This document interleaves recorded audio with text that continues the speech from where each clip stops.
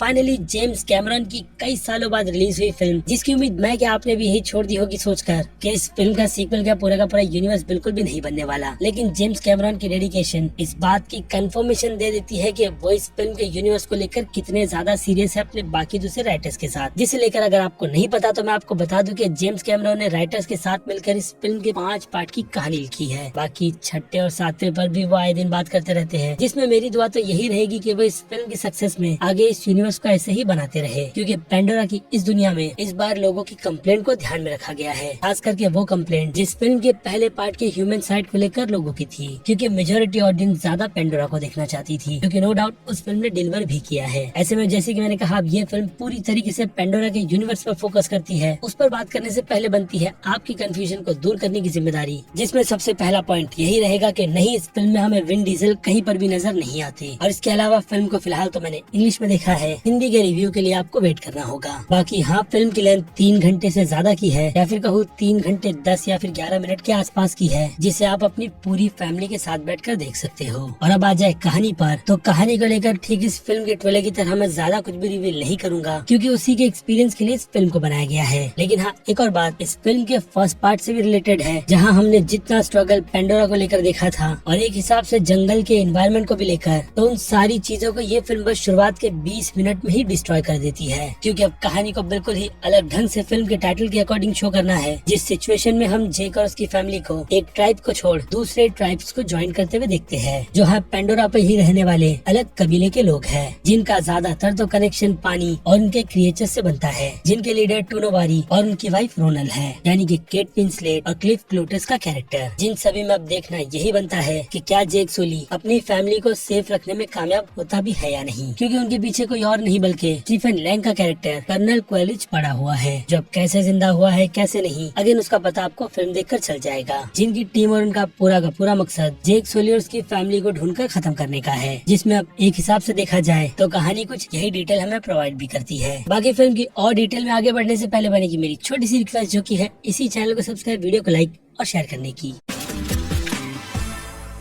So friends, तो सबसे पहले बात की जाए क्रिटिक्स की राय पर, उनके फर्स्ट रिएक्शन पर, तो जितनी ज्यादा तारीफ इस फिल्म को लेकर उन क्रिटिक्स की तरफ से की गई थी, उसका पूरा का पूरा एफर्ट तो हमें नो डाउट फिल्म के विजुअल को ही देखकर मिल जाता है कि जेम्स कैमरन की 13 साल की ये मेहनत असल में स्क्रीन पर कितनी ज्यादा माइंड ब्लोइंग लग रही है, जिसे लेकर अब जितनी ज्यादा तारीफ की जाए उतनी कम है। क्योंकि अगर इसकी कंपैरिजन की जाए फिल्म के फर्स्ट पार्ट से, तो जहाँ अवतार का बिल्ड किया गया पूरा का पूरा यूनिवर्स हमें ये चीज फील करवाता है कि फिल्म को CGI और VFX की मदद से बनाकर हमारे सामने प्रेजेंट किया गया है, जिसे हाँ इसकी री रिलीज में कई ज्यादा अपग्रेड कर बहुत ज्यादा चेंज भी किया गया था। लेकिन फिर भी सेकंड पार्ट के लेवल का टच फिल्म की कई बार रिलीज हुए री रिलीजिंग में फर्स्ट पार्ट को नहीं मिला है। क्योंकि जहाँ बात रही सेकंड पार्ट की, तो इस बार की ये दुनिया सिर्फ रियल ही नहीं बल्कि इतनी ज्यादा रियल लगती है कि आपको भी ये मानना पड़ेगा कि जेम्स कैमरन की ये दुनिया सच में रियल है। और ऊपर से अब इसकी वर्ल्ड बिल्डिंग करने के लिए जो नई टेक्नोलॉजी को भी इंक्लूड किया गया है, खास करके अंडर वाटर में, उसका तो जवाब नहीं। बाकी क्रिएचर्स को लेकर इस बार उनके बीच की बॉन्डिंग और यहाँ तक कि पूरे 15 मिनट स्क्रीन पर उस क्रिएचर्स को दिखाकर उन कैरेक्टर्स के बीच भी एक ऐसा बिल्डअप किया गया है कि वो सीन भी आपको बहुत ज्यादा इफेक्टिव लगता है। इतना कि आप ये चीज बहुत ही अच्छी तरीके से समझ जाते हो कि जहाँ पहले पार्ट पर बात जंगल और उसके एनवायरनमेंट को लेकर की जा रही थी, तो इस बार अब वो फोकस अगेन इसके टाइटल के अकॉर्डिंग वाटर और उसके क्रिएचर्स पर किया गया है, जिसमें हाँ इंसान ही बुरे हैं, या फिर इस फिल्म की तरह उन्हें स्काई पीपल भी कहा जा सकता है, जिनका मकसद है वापसी फिल्म के फर्स्ट पार्ट और सेकंड पार्ट के टाइम गैप के हिसाब से आई थिंक 13 साल बाद की है, जिस टाइम पीरियड में जेक 5 बच्चों का बाप है और उसमें से 2 एडॉप्टेड है, जो कि एक है कीरी, जिस कैरेक्टर को लेकर इस फिल्म में बहुत ही अच्छी खासी मिस्ट्री बनाई गई है। और अगर इस कैरेक्टर को मैं इस यूनिवर्स की सुपर हीरो भी कहूँ तो बात बिल्कुल भी गलत नहीं होगी। बाकी यहाँ कीरी के कैरेक्टर आर्क को लेकर अभी भी कई बातों पर से पर्दा बिल्कुल भी नहीं उठाया गया, जो क्लियरली आने वाले इस फिल्म के सीक्वल का हमें हिंट भी देता है। क्योंकि देखने से ही कीरी के कैरेक्टर को ये बात भी समझ आ जाती है कि अवतार का आगे का यूनिवर्स इसी कैरेक्टर के कंधे पर टिका रहेगा। और हाँ, स्पाइडर को कैसे भूल सकते हैं, जो कि जेक का एडॉप्टेड ह्यूमन सन है, और इस कैरेक्टर से रिलेटेड भी इसका पास काफी ज्यादा इंटरेस्टिंग है। लेकिन फिलहाल तो इस कैरेक्टर का आर्क बिल्कुल भी नहीं, जो कि मैं मानता हूँ कि सिर्फ इसी पार्ट में बिल्कुल भी जस्टिफाई नहीं किया जा सकता। क्योंकि इस कैरेक्टर को लेकर जिस तरीके से बैलेंस बनाया गया है, वो ही खुद में बहुत ज्यादा कंफ्यूज्ड है। क्योंकि जहाँ ये कैरेक्टर हमें पेंडोरा और वहाँ के लोगों को लेकर जितना ज्यादा ऑनेस्ट दिखाया गया है, तो वही उसका दूसरा साइड कुछ अलग तरीके की चीजों को भी शो करता है, जिस पर आई होप डायरेक्टर और उनके राइटर्स की पकड़ बहुत ही ज्यादा मजबूत होगी। इसलिए जैसे कि मैंने कहा, इस कैरेक्टर को लेकर अभी के लिए तो फिलहाल ज्यादा भी कहा नहीं जा सकता, जिसे लेकर आई एम डैम श्योर कि आप भी कंफ्यूज ही होने वाले हो। लेकिन ये बात तो तय है कि इस फिल्म की सारी नई कास्ट को लेकर आपके दिल में किसी भी तरीके का हेट नहीं रहेगा, जो कि अक्सर कर इस तरीके की फिल्मों के यूनिवर्स के साथ होता है, जहाँ से लीड पर से फोकस हटाकर दूसरे कैरेक्टर्स पर फोकस किया जाता है। जहाँ ये फिल्म अपना बहुत नहीं बल्कि हिसाब से काफी ज्यादा टाइम लेती है, और इसी टाइम पीरियड के बीच अगर कोई कैरेक्टर मिस है या फिर कहो हिसाब से बहुत ही ज्यादा रोती है, तो वो जोई सल्डाना ही है, जिनके कैरेक्टर आपको बहुत ज्यादा कम कर डायरेक्टर की कंफर्मेशन के अकॉर्डिंग आने वाले यूनिवर्स को बिल्ड करने के लिए बचा कर रखा गया है। लेकिन जो भी हो, उनके कैरेक्टर को लेकर मैं और भी बहुत कुछ देखना चाहता था, जो कि अनफॉर्चुनेट फिलहाल तो इस पूरी फिल्म में मिसिंग था। लेकिन लास्ट के 20 मिनट उनके कैरेक्टर तक को जस्टिफाई दे देते हैं, क्योंकि लास्ट के उसी पल में हमें ये पता चल जाता है कि वो अपने डिसीजन लेने में कितनी ज्यादा श्योर है, और उसे ये तक पता है कि आगे इसका अंजाम क्या होगा। बाकी बात रही जेक सुली के कैरेक्टर की, तो उनके कैरेक्टर को भी लेकर फिल्म में बहुत ही कुछ बिल्ड कर दिया गया है। खास करके ये चीज कि फैमिली की रिस्पॉन्सिबिलिटी आने के बाद इंसान को खुद ही कितना ज्यादा बदलना पड़ता है, और वही चीज जेक के साथ भी होती है, लेकिन एक काफी अच्छे एंड के साथ, जिसमें अब वो पूरी तरीके से प्रिपेयर है। यानी आने वाला खतरा और भी काफी ज्यादा बड़ा होगा, जिसका बस ये फिल्म टीज ही करती है। बाकी फिर बात रही फिल्म के बाकी दूसरे एक्टर्स की, तो एक कैरेक्टर को लेकर बहुत ही अच्छी तरीके से बात की जा सकती है, लेकिन टाइम के रहते उसका भी ध्यान रखना पड़ता है। लेकिन फिर भी कुछ इंपॉर्टेंट कैरेक्टर्स हैं जिनके बारे में थोड़ी बहुत बात तो बनती ही है, जैसे कि जेक की फैमिली का काफी नया वॉरियर नेटियम, जो अपने माता पिता के लिए या फिर कहो अपनी फैमिली के लिए किसी भी लाइन को क्रॉस कर सकता है। और फिर उसके बाद ड्यूक का कैरेक्टर भी निकल कर आता है, जो इस फिल्म में आपको ज्यादातर तो गलतियां करते हुए नजर आएगा, क्योंकि वो अपने भाई और पिता के अंडर रहना नहीं चाहता। इसके अलावा इस कैरेक्टर और तीसरा को लेकर थोड़े से रोमांटिक एंगल को भी बिल्ड किया गया है, जो अगेन देखने में अच्छा लगता है। बाकी ड्यूक का कैरेक्टर भी इंटरेस्टिंग है, जिसे देखकर ज्यादातर तो आपके चेहरे पर स्माइल रहती है। और फिर बात रही केट विंसलेट और क्लिफ क्लूटस के कैरेक्टर की, तो फिलहाल तो उन्हें लेकर ज्यादा कुछ भी एक्सप्लोर नहीं किया गया, लेकिन जो भी हो, उनकी भी प्रेजेंट फिल्म में अच्छी है, जिस पर आई होप कि फ्यूचर में और भी काम कर रखा गया होगा। तो अब इस कैरेक्टर आर्क से हटकर आ जाए फिल्म की बाकी दूसरी एक्टिविटीज पर, तो वो फिल्म में इतनी ज्यादा डाली गई है कि वैसे मोमेंट्स तक को देख करके अब काफी ज्यादा इंटरेस्ट आता है कि अब आगे होगा क्या। चाहे बात जेक की पूरी फैमिली के नए ट्राइब में आने के बाद वहाँ रहकर उनकी चीजों को एक्सप्लोर करना क्यों ना हो, क्योंकि टेक्नोलॉजी हमें ये सारी की सारी चीजें अपने एक्सपीरियंस से बहुत ही अच्छी तरीके से एक्सप्लोर करवाती है, जिस पर मैं बार बार जोर डालकर यही कह रहा हूँ कि इस बार के पेंडोरा की ये दुनिया बहुत ही ज्यादा रियल है। जिसके लिए एक और चीज भी मेंशन करना ठीक रहेगा कि ऐसी फिल्म का एक्सपीरियंस आप अच्छे से अच्छे थिएटर में जाकर लो, तो ही मेरी राय में बहुत ज्यादा बेस्ट है, क्योंकि खराब एक्सपीरियंस कहीं ना कहीं आपको इस फिल्म की लेंथ को फील करवाएगा, जिस पर अगर मैं काफी ऑनेस्टली कहूँ तो 3 घंटे 11 मिनट के आसपास की ये लेंथ आराम से 20 मिनट तक की कम हो सकती थी। लेकिन फिर याद आते हैं फिल्म के एंड के वो 20 मिनट, जिसके बाद आप इन चीजों को पूरी तरीके से इग्नोर करते हो। और इसके अलावा अगर फिल्म के फर्स्ट हाफ की बात की जाए, तो वर्ल्ड बिल्डिंग से लेकर कैरेक्टर को बिल्ड करने के चक्कर में आपको कहीं ना कहीं ये चीज भी फील होने लगती है कि असल में जो स्क्रीन पर चल रहा है वो क्यों है। लेकिन उसके बाद जब ये फिल्म अपने सेकंड हाफ में आती है, तो स्टोरी की ग्रिप के साथ साथ फ्यूचर के हिंट को भी बहुत ही अच्छी तरीके से बांध दिया जाता है, जिसके बाद ना तो इस फिल्म यानी कि इसके डायरेक्टर ने कभी पीछे मुड़कर देखा होगा, और ना ही आप देखते हो, क्योंकि जेम्स कैमरन ने ये बता दिया है कि उनकी 13 साल की ये इन्वेस्टमेंट जो उन्होंने पूरे अवतार के वर्ल्ड को ही बिल्ड करने पर लगा दी है, वो सच में कितनी ज्यादा बेस्ट है। बाकी कहानी के मामले में तो अब भी ये फिल्म उस लेवल को टच नहीं कर पाई है जो कि असल मायने में इस फिल्म को करना चाहिए, लेकिन फिर भी फर्स्ट के मुकाबले में फिल्म की सेकंड पार्ट की स्टोरी आर्क हिसाब से काफी ज्यादा बिल्ड किया गया है, ताकि अगेन आने वाला यूनिवर्स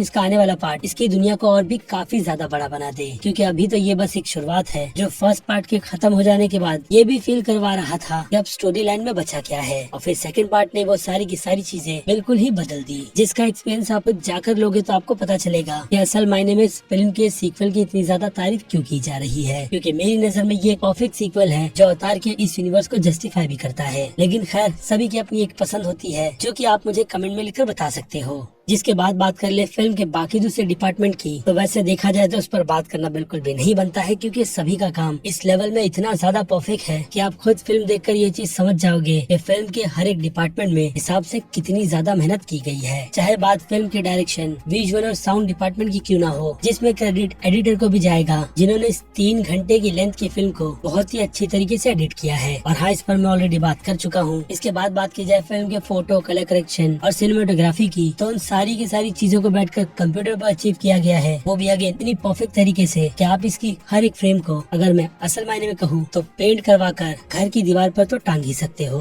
जिन सभी से हटकर अब मुझे लगता है सीधे बात करना चाहिए इस फिल्म की रेटिंग्स की, जिनमें अगर मैं बात करूँ एक्शन की तो नो डाउट फिल्म के एक्शन माइंड ब्लोइंग है, ठीक इस फिल्म के विजुअल की तरह, जो डेफिनेटली इस फिल्म को इस कैटेगरी में 5 में से 5 स्टार की रेटिंग तो दिलाएगी ही। खास करके फिल्म के एंड के वो 20 मिनट जो आपको फिल्म खत्म होने के बाद भी याद रहेंगे। उसके बाद आ जाए फिल्म की कॉमेडी पर, तो पूरी 3 घंटे की इस लेंथ की फिल्म में आपको थोड़े बहुत ह्यूमर भी देखने मिलते हैं, जो ज्यादा करके तो टुक नाम के कैरेक्टर के अंडर आते हैं, यानी वही जेक सोली की छोटी बच्ची। और इसे ही ध्यान में रखकर कॉमेडी की इस कैटेगरी में मैं इस फिल्म को 5 में से 2 स्टार की रेटिंग दूंगा। और फिर बात रही फिल्म के ड्रामा की, तो जैसे कि मैंने शुरुआत में कहा कि इस बार फिल्म की कहानी पर ज्यादा फोकस किया गया है, खास करके इस फिल्म में इंक्लूड किए गए सारे के सारे कैरेक्टर्स को लेकर, जिस हिसाब से इस बार मैं इस फिल्म को ड्रामा के मामले में 5 में से 3.5 स्टार की रेटिंग दूंगा, क्योंकि एक अच्छा वर्ल्ड बिल्ड होना शुरू हो चुका है, जो डेफिनेटली आने वाले इसके फ्यूचर का भी हिंट देकर खत्म होता है। और फिर बात करें इस फिल्म के सस्पेंस की, तो नो डाउट फिल्म की कहानी प्रेडिक्टेबल है, लेकिन जो कुछ भी आपको दिखाने के साथ साथ फील करवाया जाता है, उससे आपके एक्साइटमेंट का लेवल भी काफी ज्यादा बढ़ता है कि असल में आगे क्या होगा, आप इस पर काफी ज्यादा ध्यान दो। और फिर उससे अलग जब ये फिल्म कर दिखाती है, तब आपके दिमाग में एक ही चीज आती है कि ये सारी चीजें जेम्स कैमरॉन ही कर सकते हैं, कि इस तरीके से प्रेडिक्टेबल फिल्मों को भी लोगों के लिए किस तरीके से इंटरेस्टिंग बनाया जाए, जिसे ध्यान में रखकर ही मैंने इस फिल्म की सस्पेंस की कैटेगरी में इस फिल्म को ठीक ड्रामा की तरह 5 में से 3.5 स्टार की रेटिंग दी है। और फिर बात करें फिल्म के हॉरर थ्रिल की, तो फिल्म में हाँ कुछ जंप स्कैर है, जिसे देखकर मेरे बगल में बैठी हुई लड़की बहुत ज्यादा डर रही थी, और कुछ मोमेंट में तो उसकी चीखें भी निकली थी, जिससे आपको ये अंदाजा हो जाना चाहिए कि लड़कियां इस फिल्म को किस तरीके से लेने वाली है। लेकिन हाँ, एक्सपीरियंस अच्छे थिएटर का रहे तो ही। बाकी बात रही फिल्म के थ्रिल की, तो पूरी फिल्म एक थ्रिल राइड है, बीच बीच में कुछ स्लो मोमेंट्स को छोड़कर, जिन्हें ध्यान में रखकर मैं इस फिल्म को थ्रिल की इस कैटेगरी में 5 में से 4.5 स्टार की रेटिंग दूंगा। और फिर से याद दिला दूं कि इस कैटेगरी में ये रेटिंग मैंने इस फिल्म को एंटरटेनमेंट के हिसाब से दी है, न कि हॉरर और थ्रिलर फिल्मों को ध्यान में रखकर। जिसके बाद अब बात करें मास ऑडियंस की, तो जो ऑडियंस स्क्रीन पर बहुत कुछ होते हुए देखना चाहती है, नो डाउट उन्हें तो इस फिल्म में काफी कुछ देखने के लिए मिलता है, लेकिन एंटरटेनमेंट ऑडियंस के हिसाब से वैसी ऑडियंस की कैटेगरी बनती है A- की। लेकिन ये फिल्म अपने बहुत ही अच्छे 3D एक्सपीरियंस के चलते A+ की कैटेगरी तो डिजर्व करती ही है। और फिर बात रही क्रिटिक्स की, तो क्रिटिक्स ने इस फिल्म की तारीफ बहुत ज्यादा की है, जिस हिसाब से क्रिटिक्स की ये कैटेगरी A की रेटिंग तो डिजर्व करती ही है, जिनसे बिल्कुल एग्री करते हुए मैं भी इस फिल्म को इसी सेम कैटेगरी में रखूंगा, क्योंकि पर्सनली मेरा एक्सपीरियंस भी इस फिल्म को लेकर IMAX स्क्रीन पर बहुत ही ज्यादा बेस्ट था। इतना कि मैंने इस वीडियो में आपको काफी ऑनेस्ट रिव्यू दिया है। बाकी अब मर्जी आपकी है कि आप अपना टाइम इस फिल्म पर देना भी चाहते हो या नहीं, क्योंकि अब वक्त है मेरी तरफ से इस वीडियो को यहीं पर खत्म करने का। बाकी मैं हूँ अजीज, आप देख रहे थे movie stock channel. Like share और सब्सक्राइब भूलना मत। मिलूंगा जल्दी दूसरी किसी वीडियो में बहुत ही जल्द। Till then bye.